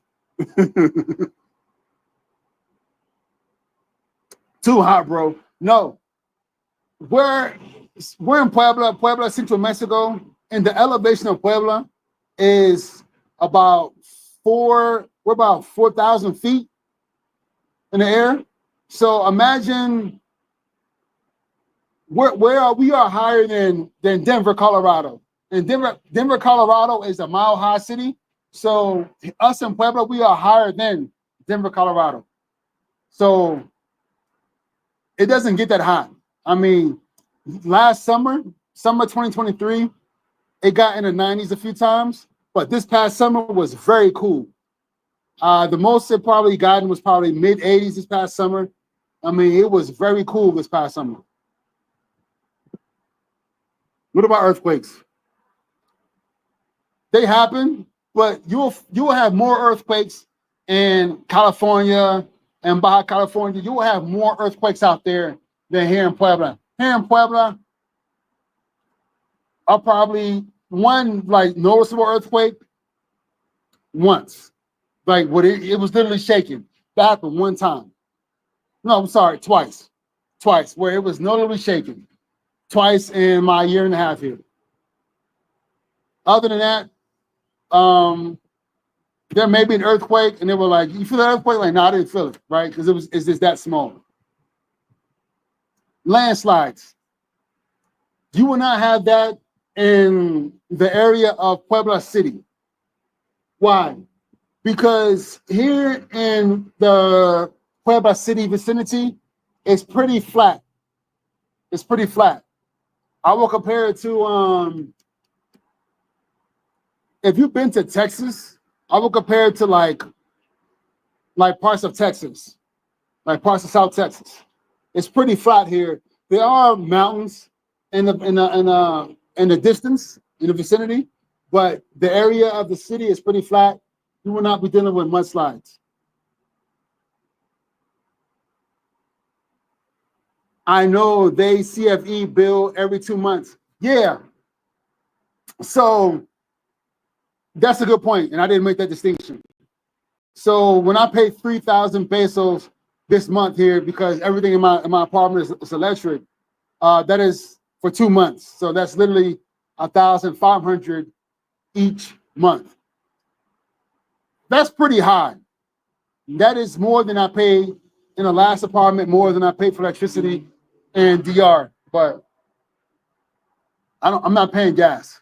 So that's the difference. And I love my hot water. And we cook every day. So yeah.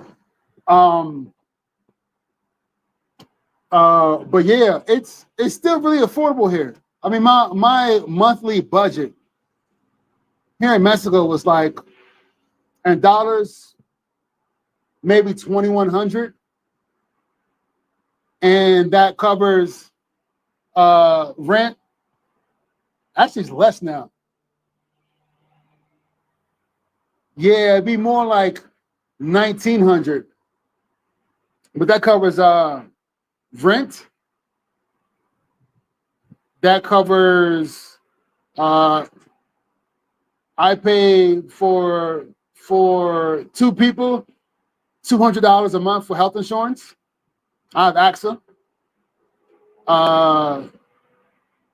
What else?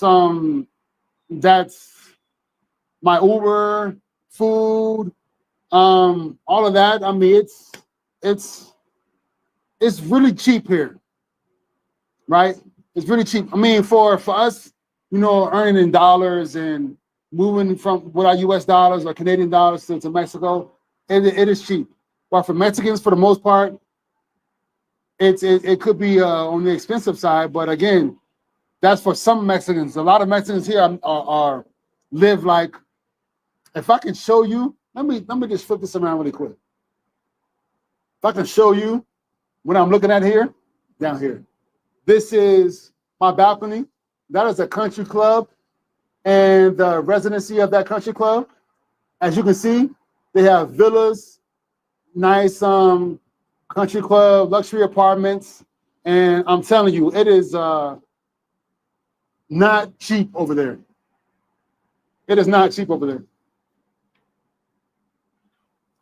Yeah, so you'll find that if you want a more affordable apartment here in Mexico, or a more affordable house here in Mexico, you can have it. But if you want to pay for that luxury lifestyle, you can get that at a more affordable price than you can get it in the United States. I'll tell you that. Black Superman, I have a gas stove and hot water and propane tank. It's cheap. Peso is 19 to 4. It could be higher than that now, man. It could be closer to 20, if not 20 now.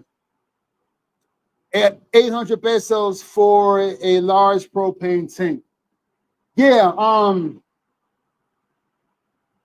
I lived in a building before this when I had gas, and I didn't have a tank. It was gas that ran through the directly through the apartment, the tower I was living in, and I paid every month there. Every month there, I paid maybe like 250 pesos or 300 pesos every month. So that's still pretty nice, but pretty good price. We're talking about, $15 a month. Looks nice. I can see the beach in the park. Hey, brother, that's no beach. That is probably a lake. There's no beach. No beach here. Here is the closest beach is 3.5 hours away. That way, Acapulco, and that way, Veracruz. Yeah. But still, I mean, if I want to go to the beach from here, which I haven't done so yet, because I mean, I'm going to DR a couple of times a year. I'll go to the beach when I go to DR.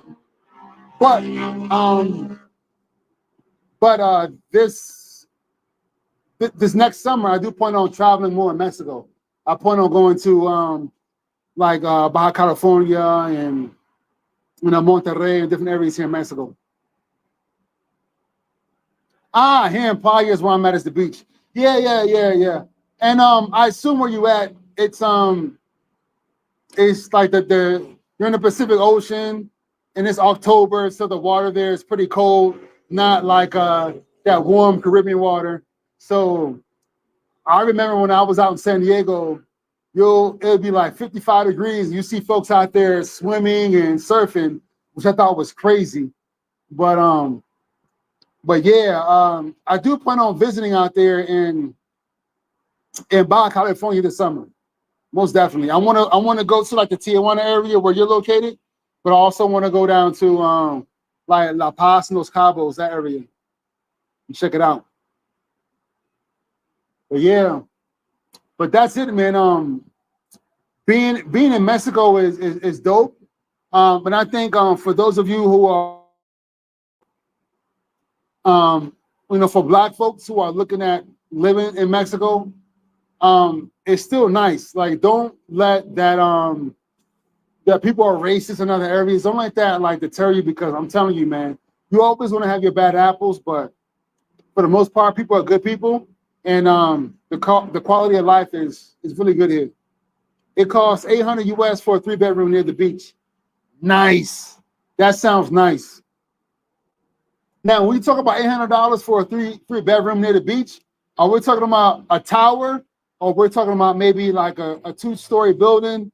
Are we looking at a pool, a gym, all that stuff, or not? Because for me, that stuff is important. Like, I gotta have. It's nice to have a pool. But it's a requirement. But I don't really use a pool. The gym I definitely use. Right? You see these guns? The gym I definitely use. I like having office space for in case I don't want to work out of my apartment. if I want to leave my apartment and work elsewhere, I can go up to the office space in that building. I like having that option. It has electric inside, so I don't like it. Yeah, I feel you. I feel you. Yeah, stop looking at BS on TV from the US. Exactly. Yeah. I mean, I'm telling you, it's a lot of BS on TV from the US. You're definitely right about that. Definitely right about that. 3-story building, not all that stuff. The beach, you can do all that. Yeah, it's cool. I'm spoiled now, man. I'm definitely, after being in my place in DR and a couple of places I've had here in Mexico, you could say that I'm a bit of a spoiled immigrant now. So therefore, I gotta have a decent gym. I gotta have a pool. I gotta have I guess some like office space. I guess it's because you get accustomed to that stuff, right? You get accustomed to having a pool table in your building. You know, you get accustomed to that stuff. So yeah, I'm accustomed to it, man. And that's what I look for when I move to a place. That's why, excuse me. That's why I don't mind paying $1,000 a month for an apartment here in Mexico when honestly I could be paying half that. I could, but it's nice having all this stuff because I'm not paying for a gym membership. And a gym membership can get costly, right? I'm not paying to go to there's no beach here, so it's nice to be able to have a pool option. Black Superman, it's less than 200K people there. Yeah, 200K is nice. That is a nice, small, decent sized city. Puebla is the 4th largest city in the country outside of after Monterrey, Guadalajara, and Mexico City. So Puebla is a big city, but it's spread out. So sometimes it may not feel that big. And but you don't have that big city vibe that you would have in Mexico City, not in Puebla. Puebla is like I think it's like 3.5, 4 million here. Oh yeah, Tijuana is about 2 million, 2.5 million. Yeah. I really like to visit Tijuana. I really would like to. That will definitely be one of my places to go to visit next summer when I'll be doing some traveling around because I want to see the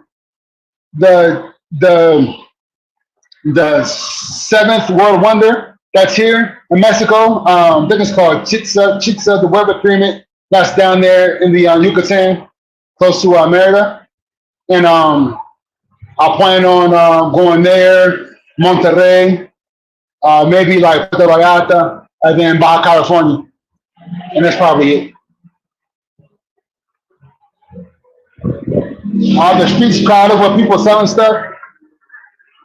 I mean, you can find that in like the historic center of Puebla, but I honestly live in the snobby area of Puebla, which is right outside the Puebla city limits called San Andres Cholula. And there is where you got like the big malls and like all the high rises and stuff like that. I like that area because I can walk more. They have more like stores. Because I don't have a car, I really depend on my feet, getting me to where I need to go. If I have to take an Uber, I'm not going that far in an Uber. So, no, I don't really experience crowds. I don't like crowds. I have a little bit of, I don't want to say trauma, but hesitation being around crowds for me, my experience, past, I don't like crowds. So here it's spacious. It's like suburban life, like urban suburban life where I'm at. Marla Richardson says, I know it feels good to be in a space in your life where you are thriving and not just working to pay bills, just struggling to survive. I'm telling you, I feel you, Marla. Look, when I was in the US, even before I was in the military, you feel that. I mean, Like I said, I was in the Peace Corps in Peru. I left in 2009. When I went back to the States, I enrolled in a master's program, and I started working, and it was just like, it was tough. Joined the military, I was in the National Guard, a reserve component, doing that. But even like hustling, 3 different hustles there, it was tough. It was struggling to meet ends meet. And I was like, man, I really would like to live abroad again. But I felt like that dream was so far away. How can you consider that where, like, you know, you can barely like hold things together right now in the US? But I'm telling you, after joining the military, would have had like a lot more exposure, a lot more exposure of what my other options. It definitely, like, I'm definitely glad I had that experience. And I would recommend everyone, if you out there in the States, you know, see yourself struggling and you make ends meet, you feel like you're in debt and you don't see a way out of debt, definitely look at what you can do to maybe retire early, or start a business online, or getting a job online, so that you can start finding a way, to make that transition to move abroad, because it is doable, and you will see the rewards. I mean, it is so relaxing here. I am so at peace. It's amazing. Like, I could not see myself being in this position 6 years ago.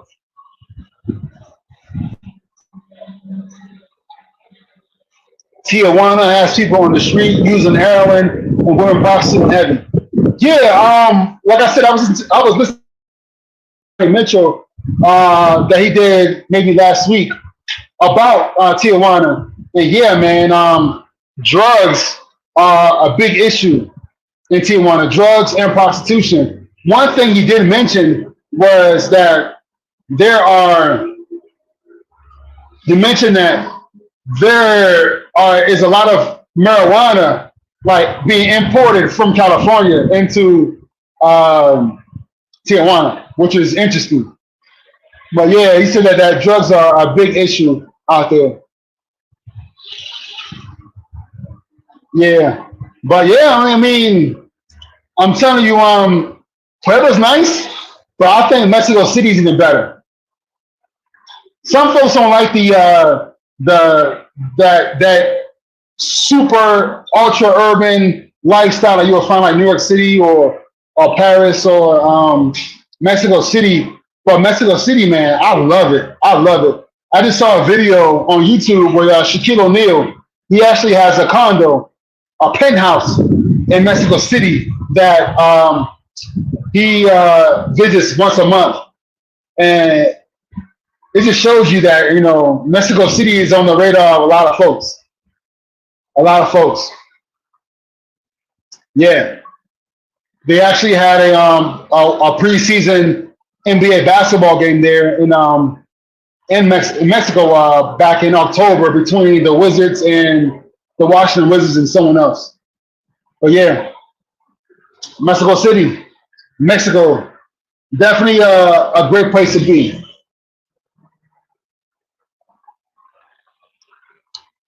Man, I don't know about that, man. I'm pretty sure that is the case for many places in Mexico.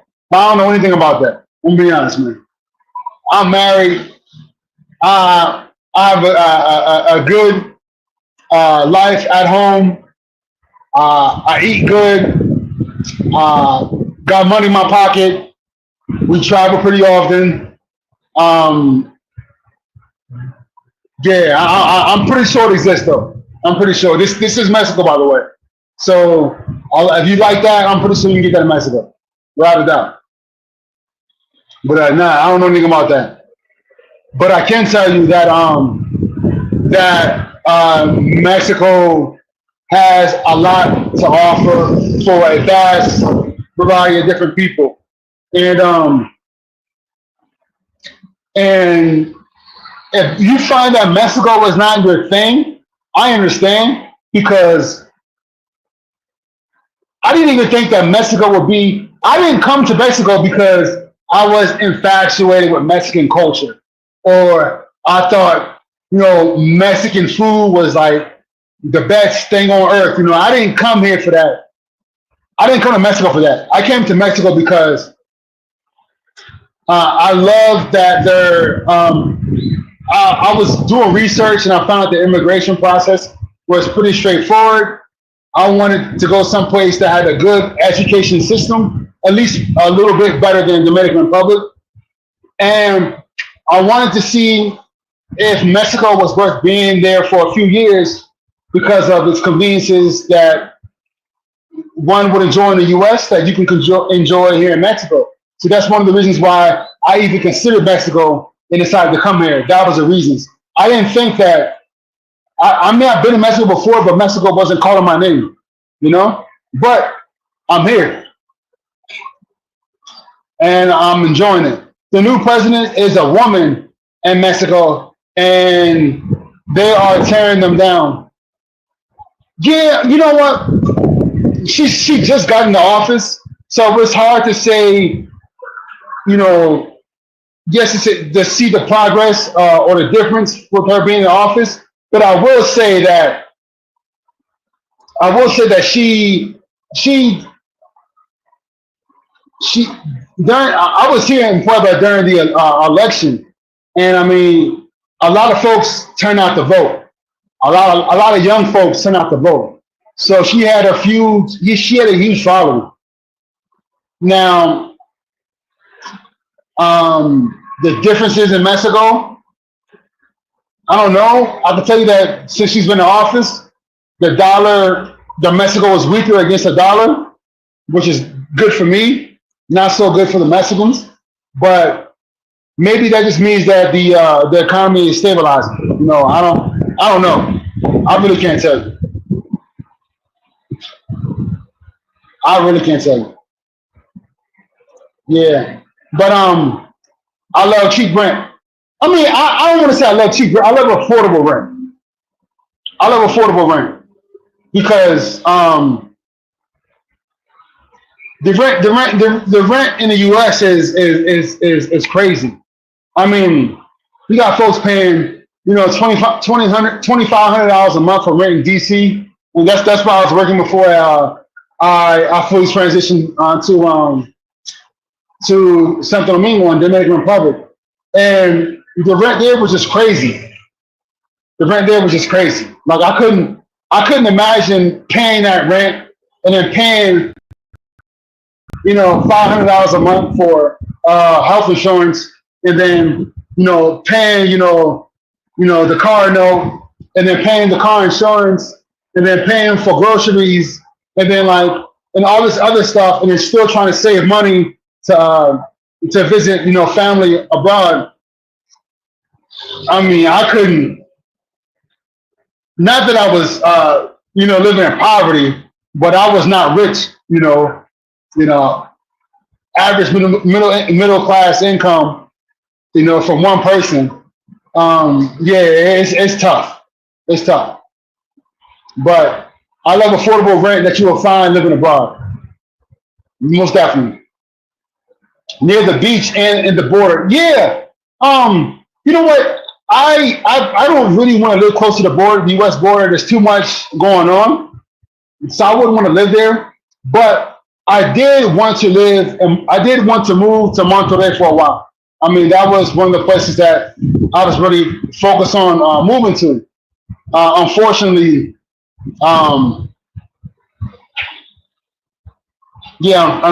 I couldn't get there because of the water shortage situation they were having there because of that drought. And then for a while, they were having a drought in Mexico City, which also affected, not to the extreme Mexico City, but also affected this area as well.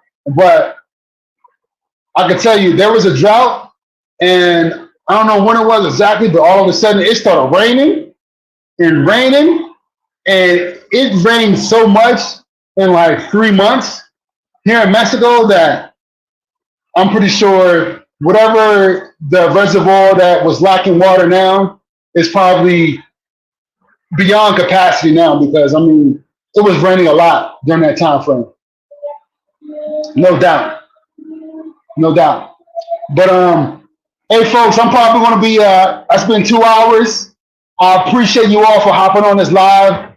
I'm gonna be dropping off soon, but please, I'm gonna come on live a little more often now than I have been, at least once a week. But please, female president will fare well for the country. I think so too. Mexico infrastructure is off the chain right now. She will keep the business aspect elevated in that country. Yeah, look, Mexico has so much business potential. We're talking about this is the largest Spanish speaking country in the world, the second largest country in Latin America. This and it's the neighbor to the United States. Not only that, Mexico manufactures just about everything here in Mexico. They also have the Chinese materials and manufacturing moving from China to Mexico, so they can take advantage of like that free trade agreement. But also, a lot of the money is here, and in some cases, it's cheaper to manufacture here in Mexico than in China. So, with all that said, Mexico has a huge potential, and it's already a developed country. Imagine, the changes that can be made here. So I'm really hopeful for Mexico. I'm hopeful for the new president that she can put things into motion. And as long as Mexico can control the narrative when it comes to crime, right? Then just the narrative, and create a different reputation. I think Mexico has the highest potential of being a first world country, a major first world country. It's Walmart, Costco, IHOP, Dairy Queen, Carl's Jr., Domino's, Little Caesars here in Tijuana. You know what? All that stuff you just said is here in Puebla as well. I even saw an Arby's last weekend. I was walking and I saw an Arby's. The first time I saw an Arby's outside the United States. Hell, Arby's is often difficult to find in the U.S. So to find it outside the U.S. is crazy. But yeah, all that stuff you find here in the U.S., all that, and that's because of the free trade agreement. Because of that, from what I understand. But yeah, all that. I even got my first bank credit card, not fintech, but first bank credit card here in Mexico is with the Walmart credit card with Embursa. So yeah, and it gives you like 3% cash back on your purchases at Walmart and Sam's Club. So yeah, this is pretty much like you're in the States. It really is. You will get tired of sand and visitor. You will regret living on the beach if you can drive there in 20 to 45 minutes and get to the water that's close enough. That's a great point, Marla. Great point. I heard folks mention that. I've heard folks mention that. I'll tell you this. My first time in Rio de Janeiro in Brazil, in Copacabana, I was like, wow, I want to move here, right? I had that feeling. I can see myself living here. After my second trip, I was like, I don't know if I want to live here, but I wouldn't mind living nearby where I can actually like drive there. Like whenever I want to be there, I can get there, right?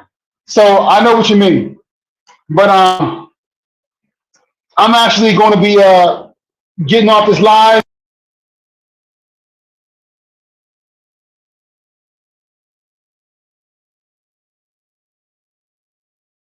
Signing off. Thank you. Thank you all. Mexico's already signed their deal with the China. Yeah. As well. Can't even see this. But yeah, hey, everyone, I'm signing off. I appreciate you all coming on this live. I'm going to start doing this once a week, either on Saturday or Sunday. So stand by. I appreciate the support. And please check out the other videos on my channel. Check out my other channels as well, Profe Gallo en Español. That's the channel I do in Spanish with my wife. Check